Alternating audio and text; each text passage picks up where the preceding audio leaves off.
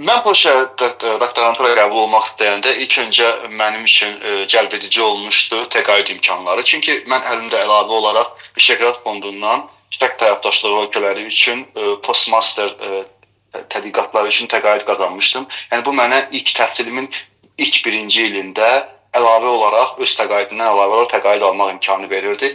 Bu mənim üçün cəlbedici olmuşdu. Geniş təqaüd imkanları cəlbedici olmuşdu. Və bir də mənim Polşada olan təcrübəm mənə ondan təhsilindən qabaq Polşaya bir neçə dəfə səfər etmişdim və bu səfərlər nəticəsində marağım yaranmışdı və burada təhsil almaq istəyirdim. Mənim üçün Polşanı seçməkdə əsas səbəb təqaüd idi, lakin Polşa düşünürəm ki, Avropa üçün açardır. Digər Avropa ölkələrinə nəzərən qiymət cəhətdən münasibdir və Polşada xüsusilə tələbələr üçün müəyyən imkanlar vardır. Bakalavr üçün gələnlər üçün deyə bilərəm ki, bu heç birinin ilk ölkəsi, ilk seçdiyi, getmək istədiyi ölkə Polşa deyil. Sadəcə talih onların mən kimi hər birini Polşaya gətirir. Digər dostlarımın dediklərində razılaşıram. Əsas məsələlərdən biri imkanlar və təqaüddür. İmkanların daha uyğun olması digər Avropa ölkələri üçün açar rol oynamaq üçün gələcəkdə Amerikaya və ya digər Avropa ölkələrinə, daha inkişaf etmiş Avropa ölkələrinə açılmaq üçün. Bunları deyə bilərəm. Bunlardan əlavə mənim özümün gəlməyimdə çox ciddi bir səbəblər olmamışdı. Həmin dövrdə universitetlərlə maraqlanırdım Avropada. Elə eyni səbəblər oldu ki, qiymətlərin daha ucuz olması, ödənişlərin daha ucuz olması. Elə mənim gəldiyim universitetə müraciət etdikdə də Avropa Birliyi Şərq tərəfdaş ölkələrinin endirimləri var idi. Təxminən 50% biz endirim alırdıq universitet ödənişlərində. Mənim aldığım təqaüd ilə də birlikdə, rektor təqaüdüdür bu. Bütün ödənişlər demək olar üst-üstə gəlirdi. Mən heç bir çətinlik çəkmədim bu universitet ödənişlərini ödəmək üçün. Bunları deyə bilərəm, amma gəldikdən sonra çox sayda tələbə üstünlüklərini gördüm burada. Heç özümün ağlıma gətirməyəcəyim tələbə üstünlüklərini gördüm. Mən hal-hazırda özüm polyak dilindən kursa gedirəm. Şirkətin mənə verdiyi bir kurs var. O üstünlükdən istifadə edirəm.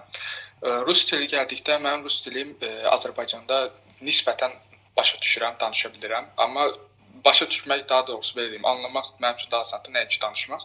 Ona görə polyak dilini mən başa düşə bilirəm qarşı tərəf danışanda. Cavab vermək isə o qədər asan deyil. Öyrənmək, şəxsən deyim, mənim üçün çətin gəlir. Rus dilini öyrənmək və ingilis dilini öyrənmək qat-qat daha asandır, nəinki polyak dilini öyrənmək mənim üçün. Şəxsi təcrübəmdə deyirəm. Burada təxminən 4-5 polyak dostum var.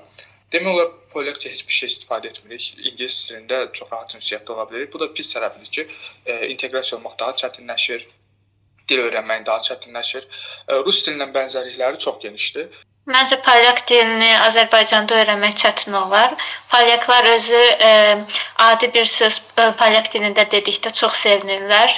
Öz dillərinə çox önəm verirlər. Başda düşünürdüm ki, polyakca tələffüz çox çətindir, lakin mənə verilən fürsətə əsaslanaraq təqaüd proqramından bir aylıq polyak dilinin intensiv kursunda olmuşdum və öyrənməyin rahat olduğu və əyləncəli dil olduğunu qəbul elədim.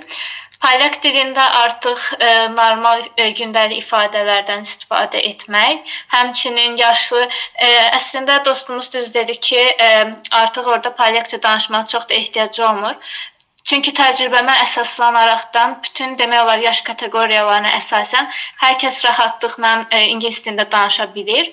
Amma yenə də çox nadir hallarda polyakca bəzən izah etmək məcburiyyətində qalırıq. Qısacası polyak dilini Polşanın özündə öyrənmək daha rahat olardı. Məncə Azərbaycanda polyak dilini öyrənmək olar. Bir çox insanların bundan məlumatı yoxdur, lakin Bakı Slavyan Universitetində polyakşünaslıq və polyak dili tərcümə fakültələri fəaliyyət göstərir və orada kifayət qədər mütəxəssislər var, hətta Polşadan gələn mütəxəssislərdir. Yəni məncə xüsusilə bakalavr təhsili almaq istəyən şəxslər Polşada polyak dilində əvvəlcədən polyak dilini öyrənib gələ bilərlər. Lakin o ki qaldı artıq Polşada olan şəxslərə və polyak dilini öyrənməklə bağlı məsələlərə mən özüm bakalavr və magistr təhsilimi rus bölməsində almışam. Lakin mən düşünürdüm ki, Polşaya gələndə polyak dilində çox rahat şəkildə danışa biləcəm. Yenə də fərqi bilirdim. Bilirdim ki, polyak dili qərb slavyanlarıdır, rus dili şərq slavyanlarıdır. Yəni Belarus, Ukrayna və rus dili daha yaxındır bir-birinə. Polyak dilinin uzaq olacağını bilirdim, amma yenə düşünürdüm ki, daha rahat olar. Və məndən qabaq danışan yoldaşın dediyi kimi düşünürdüm ki, görürdüm bir çox sözləri başa düşürdüm Polşada. Lakin real danışığa gələndə, mən hazırda polyak dilində danışmağa çalışıram və biraz da danışıram. Real danışığa gələndə mən şəxsən düşünürəm ki, rus dilini yaxşı səviyyədə bilmək hətta mane olur polyak dilində danışmağa. Çünki mən bəzən bəzi sözləri həm rus dilində, həm də polyak dilində eyni anda istifadə edirəm və yaxud da bəzən rus dilində istifadə edirəm. Mən düşünürəm ki, rus dilini bilməyən şəxslər polyak dilini daha tez öyrənə bilərlər, daha rahat öyrənə bilərlər problemsiz. Rus dilini bilən şəxslər üçün və biraz da yaşlı şəxslər üçün bu problem yarada bilər. Doktorantura təhsilini mənim düşüncəmə görə hansı Avropa ölkəsində almağın bir o qədər də fərqi yoxdur. Çünki doktorant ilk öncə öz şəxsi göstəricilərinə görə öz karyerasını qurur.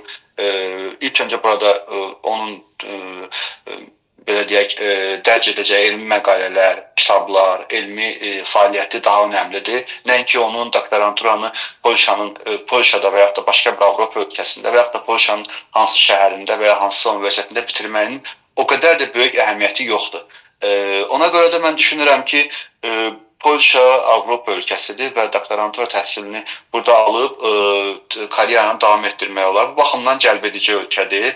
Ümumən isə öz müşahidələrimə əsasən deyə bilərəm ki, Azərbaycanlılar xanımın da qeyd etdiyi kimi Polşaya qapı kimi baxırlar, Avropanın qapısı kimi baxırlar. Bir çox insanlar mən müşahidə edirəm ki, məqsədləri Polşada yaşamaq yox, digər Avropa ölkələrinə köçmək olur, Almaniyaya və yaxud da başqa digər daha çox iqtisadi baxımdan inkişaf etmiş ölkələrə getmək məqsədindən gəlirlər. Bununla məşğuldurlar. Bir çox insanlar bakalavr, deməzdim, xüsusilə magistr təhsilinə mən müşahidələrim əsasən deyə bilərəm ki, gəlmələrinin məqsədi Polşada öz karyeralarını qurmaq, iş, yəni şirkətlərdə, xüsusilə bu IT sahəsində çox müşahidə edirəm, məşhurdur. Özlərinə iş tapmaq və həyatlarını qurmaq üçün gəldiklərini müşahidə edirəm. Tələbələrə və xüsusilə senior şəxslərə çox önəm verilir. Amma digər cəhətdən isə məncə bəzi şəxslər Polşa gözləntilərini qarşılamır. Məsələn, kompüter sahəsi üzrə, IT üzrə təbii ki, iş çoxdur, lakin iş tapmaq çox çətindir. Daha çox təcrübəli olmağa, demək olar ki, təcrübə əsas rol oynayır. Junior səviyyəli işlər də Azərbaycanlıların qəbulu nadirəndir. Və həmçinin də bunu qeyd etmək istərdim ki, bəzən tələbələr gəlir və xidmət sahəsində artıq işləmək məcburiyyətində qalırlar. Ümumilikdə Polşada yaşamağa dəyər. Yeni bir mədəniyyət, yeni bir, belə deyək, sıfırdan yeni bir həyat qurursan, nə etsən də özün üçün dəyərli olacaqdır. Buna inanıram. İlk növbədə qadınlarla bağlı onu deyim ki, qadınlar üzərində bir mentalitet, bir də ailə baskısına görə mən qadınların çoxunun buraya gəlmə səbəbini bunda görmüşəm. Hətta sizə belə deyim ki, azı burada 5-6 nəfər qadın tanımışam ki, onlar sırf ailələrindən qaçaraq buraya gəliblər. Viza proseslərini gizlin həll ediblər və biletlərini alıb çıxıb gəliblər. Bu əsasən ailə baskısı və bizim gündəlik gördüyümüz mentalitet problemləri ilə bağlıdır. Digər tərəfdən həm oğlanların, həm də qadınların gəlmə səbəblərindən biri bildiyimiz baskıdır. Bu baskıya görə gənc nəslin mütləq əksəriyyəti ölkədən çıxmağa çalışır. İlk getdikləri stansiyada Polşa olur. Bir də maddi tərəfi. Dostumuz da o mövzuya toxundu. İş tapma imkanları və iş tapmaqdakı problemlər, çətinliklər. Mənim yaşadığım şəhərdə, Qıdan şəhərində çox sayda xarici şirkət var, böyük holdinglər var. Hansı ki, burada yaşayan Azərbaycanlıların, ən azından mənim tanıdığım insanların çoxu bu şirkətlərdə işləyir. Junior, senior və ya sadəcə pozisiyanın özündə bu işlərlə məşğuldurlar. Əsasən ən çox tələb olunan sahə də accountingdir.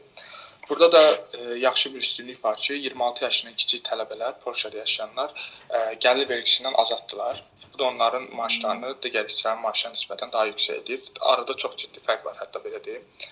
Mənə də gəlir, başqa bir ölkə seçmə şansım olsaydı, əvvəldən də istədiyim Amerikaya getmək ola bilərdi ki, orada həm təhsil səviyyəsi daha yüksəkdir, həm imkanlar daha genişdir, iş imkanları daha genişdir, karyera qurmaq sahəsində və s.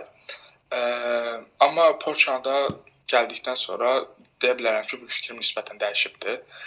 Düzdür, mənim heç bir gözləntim yox idi bura gəldikdə, amma gəldikdən sonra daha geniş imkanların olduğunu gördüm. Bunlardan biri də elə məsələn tələbənin üstünlükləri, burada nəqliyyatda endirimlər, restoranlarda endirimlər, ümumiyyətcə ağlımıza gələ biləcək bütün hər yerdə tələbələr üçün çox yaxşı imkanlar var. Bu mənim Azərbaycanda ümumiyyətcə görmədiyim bir şey idi. Bura gələndə buna çox təəccüblənmişdim. Mən Belçikada oxumaq istəyərdim. Daha yüksək təhsilə olduğuna inanıram və orada da həmçinin təqaüd mövcud idi. Lakin müraciət eləməmişdim. Daha sonra isə Polşada qəbul aldıqdan sonra artıq Aykin də dediyi kimi Polşada tələbələrə olan endirimlər, xüsusilə nəqliyyatda və həmçinin yaşam tərzinə uyğun olması mənim doğru qərar verdiyimə inandırdı. Çünki düşünürəm ki, artıq Belçikada nisbətən Polşaya nəzərən baha olacaqdır. Polşa tələbələrin özünü həmçinin təqaüdçü şəkildə belə oxumaqda idarə etməsinə uyğun bir ölkədir. Əgər mənim Polşa yox, başqa bir ölkə seçmə şansım olsaydı, sırf öz tədqiqat sahəmə, yəni multikulturalizm siyasətinə uyğun olaraq mən təbii ki, İsveçrəni seçərdim. Lakin burada Polşa çox önəmlidir mənim üçün. Nəyə görə onu qeyd etmək istəyirəm ki, Polşada mən təhsil aldığım müddət ərzində sırf bizim universitetin qrant layihəsi əsasında, mən adı uzun deyə qeyd etməyəcəm indi, o əsasında mən özüm Akademik Milli Mübadilə Agentliyinin qrantı əsasında İsveçrədə 6 aylıq təcrübə proqramı keçmə şansım oldu. Bu imkanı da mənə Polşa yaratdı. Yəni mən o aspektdən qeyd etmək istəyirəm ki, Polşa təhsil seçdiyimə görə peşman deyiləm və Polşa təhsili həqiqətən də inkişaf edir. Xüsusilə elmi tədqiqatlara çox geniş maliyyə vəsaitləri ayrılır, dövlət tərəfindən çox geniş maliyyə vəsaitləri ayrılır.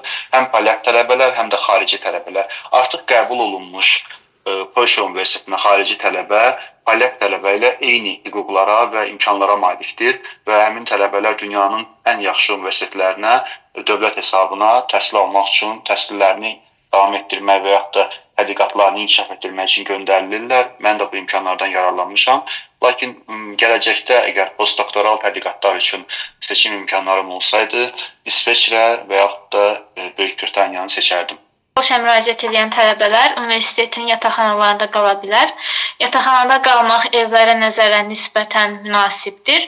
Stefan Bank təqaüdü sizin təhsil haqqınızı qarşılayacaqdır, həmçinin aylıq gəlir verəcəkdir. Hal-hazırda təqaüdün məbləği 1800 zlotdur. Bu isə bizim pulla təxminən 700-800 manat arası təşkil edir və bu təqaüd sizin yaşam tərzinizə, əgər siz yataqxanada qalırsınızsa, həmçinin yemək, biraz gəzməyinizə kifayət qədər bəs eləyir. Polşaya qəbul olan Azərbaycanlı tələbələr xüsusilə mən düşünürəm ki, viza almaqda heç bir çətinlik çəkmirlər. Çünki bir xanımın da qeyd etdiyi kimi, Polşaya qəbul olan doktorantura tələbələri avtomatik olaraq təqaüd alırlar. Bu təqaüd almaq isə tələbələrə əlavə sənədləşmə işlərindən azad edir. Yəni bank hesabında pulun olması və sair problemlərdən azad edir.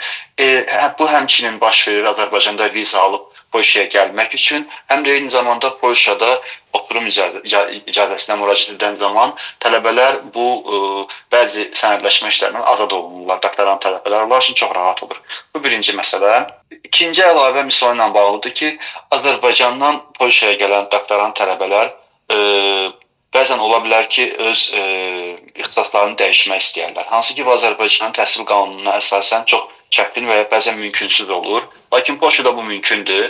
Əgər deyək ki, sizin bakalavr və yaxud da magistr təhsiliniz dinçilik ixtisası üzrə olubsa və yaxud da ədəbiyyatşünaslıq üzrə olubsa, siz doktorantura təhsilini siyasi elmlər üzrə almaq istəyirsinizsə, bu Azərbaycanda demək olar ki, mümkünsüzdür. Amma Polşada bu mümkündür. Mən özüm də bunun bir nümunəsini yaşamışam öz şəxsi təcrübəmdə. Çünki mənim əvvəlki təhsilim, bakalavr təhsilim dil və ədəbiyyat üzərindən olmuşdu. Magistr təhsilim tərcümə. Mən hazırda burada siyasi elmlər və dövlət idarəçiliyi oxuyuram. Bu nəyin əsasında mümkün olur? Çünki Polşada doktorantura təhsilinin ilk 2 ilində tələbələr metodoloji və nəzəri kurslar keçirlər. Yəni demək olar ki, siyasi elmlər və dövlət idarəçiliyi ilə bağlı ən vacib kurslar birinci 2 ildə tələbələrə keçirilir. Və bunu keçdikdən sonra artıq tədqiqat qabiliyyətini inkişaf etdirdikdən sonra tələbə öz dissertasiyasını, deyək ki, PhD dissertasiyasını yazmağa köklənə bilir. Bu da məncə Polşa təhsil sisteminin, doktorantura sisteminin yaratdığı üstünlüklərdən biridir.